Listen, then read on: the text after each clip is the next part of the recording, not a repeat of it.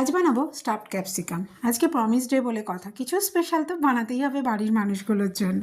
Promise করা আছে যে তাদেরকে ভালো সুস্বাদু জিনিস খাওয়াবো। চলুন শুরু করা যাক রেসিপিটা। আমি এখানে নিয়েছি ক্যাপসিকামটাকে চড়া চড়া লম্বা লম্বা করে কেটে নিয়েছি ধনেপাতা কুচি, লঙ্কা কুচি আর পেঁয়াজ কুচি, আর পনিরটা ঘরেই বানিয়ে নিয়েছি।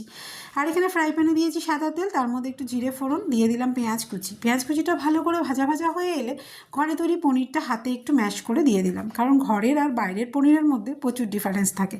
আর ঘরে পনির তৈরি করলে একটা সুবিধা কি, জলটা আমরা অন্য সমস্ত কাজে ইউজ করে নিতে পারি, যেমন যে কোনো গ্রেভি বানাতে অথবা আটা মাখতে।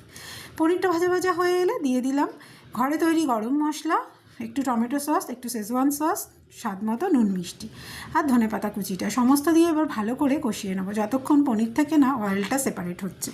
এটা থেকে একটা সুন্দর অ্যারোমাও বেরোবে। আর গরম মশলাটাও কিন্তু ঘরে তৈরি, আমি না মোটামুটি গুঁড়ো মশলাগুলো ঘরেই তৈরি করে নিই।